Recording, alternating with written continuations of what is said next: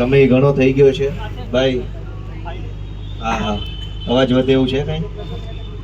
વધારો છે બસ. અમારો શું કામ દબાવો છે અવાજ? ભાજપ વાળા દબાવે, મેઘ વાળા દબાવે, તમારે બોલવાનું ક્યાં? કલેક્ટર અવાજ દબાવે, એસપી દબાવે, તમે બટન આમ હેઠું ઉતારી લીધું. ચડાવો આમ ઉપર, ભલે સંભળાય છે કામ વલસાડ સુધી.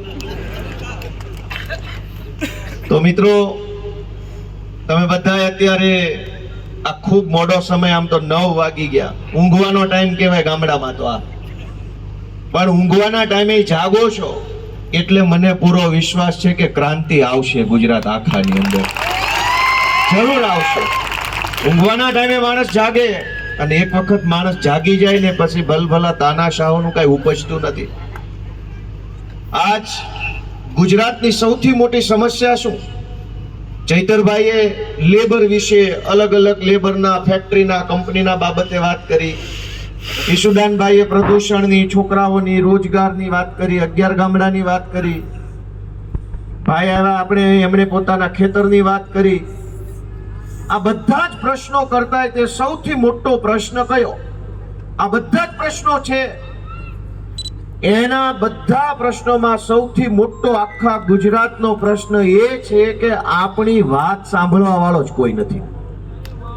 સૌથી મોટો આ પ્રશ્ન છે આખા ગુજરાતમાં. કોઈ સાંભળે તો કહીએ, અને કહીએ તો થોડુંક કરે તો થોડીક પીડા ઓછી થાય. ગુજરાતની અંદર સૌથી મોટી સમસ્યા એ છે કે ગ્રામ પંચાયતમાં તલાટી મંત્રીથી લઈ મુખ્યમંત્રી સુધી કોઈ જનતાની વાત સાંભળવા તૈયાર નથી. બધા જ લોકો બોસ બની ગયા છે, બોસ, દાદા બની ગયા છે બધા. તમે જેવા એમની પાસે કંઈ પણ કામ લઈને જાઓ, કંપનીનું કામ લઈને જાઓ, કે પ્રદૂષણનું, કે ટાઉન પ્લાનિંગનું, કે મહાનગરપાલિકાનું, કે ગામડા ભેળવવાનું, કે કંઈ પણ, તો સામે બેઠેલો માણસ તમારી વાત બિલકુલ નહીં સાંભળે. તમને હળધૂત કરે, અપમાનિત કરે, ધક્કા ખવડાવે. આજ આવજે, કાલ આવજે, જતો રહે અહીંયાથી, નહીતર પોલીસ બોલાવું, આમ કરી નાખું, તારું કૂપન બંધ કરાવી દઉં.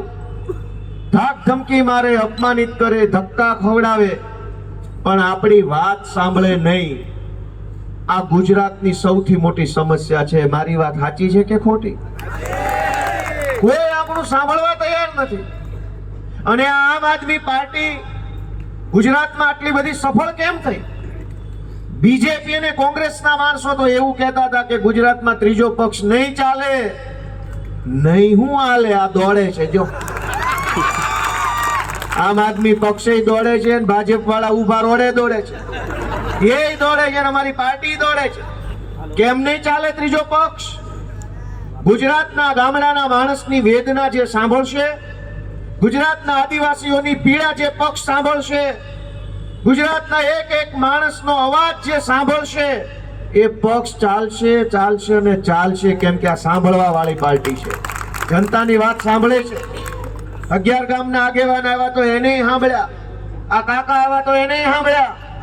કોઈ હજુ કંઈક કહેવા માંગતું હોય તો એને સાંભળીએ. અમે તો ગરીબોનો, નાના માણસોનો પક્ષ છીએ, નાના માણસોની વાત સાંભળીએ, અને ઈશ્વરે અમને જે શક્તિ આપી છે એ શક્તિ પ્રમાણે નાના માણસને મદદ કરીએ.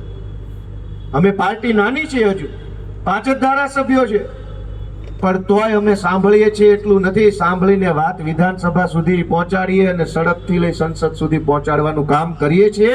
એટલે જનતાના આશીર્વાદથી આ પાર્ટી ચાલે છે. એક પાર્ટીએ કાન બંધ કર્યા છે, અને આ પાર્ટીએ કાન ખોલ્યા છે, અને ગુજરાતની જનતાની આંખ ખોલવાનું કામ કરે છે. અને અમે જ્યારે લોકોની આંખ ખોલવાનું કામ કરીએ, લોકોની વાત સાંભળીએ, લોકોને હિંમત આપીએ, મદદ આપીએ, તો ભાજપના પેટમાં નકલી તેલ રેડાય છે.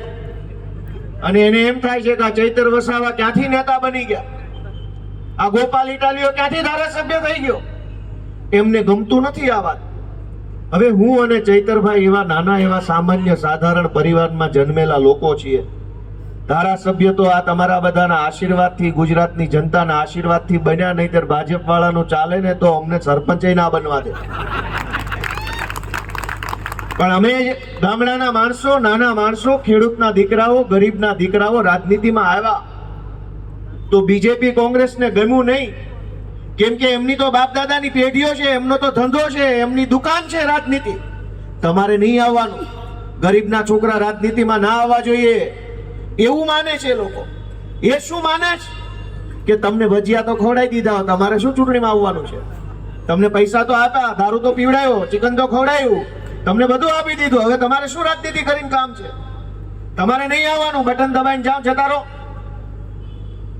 આપણને એવા માને છે કે તમને તો 200-500 આપ્યા, ખવડાયું પીવડાયું, હવે શું છે? તમારે રાજકારણમાં આવવાનું નહીં, કંઈ બોલવાનું નહીં, કંઈ તમારો હક નથી, તમને તો દઈ દીધું, દેવાનું હતું.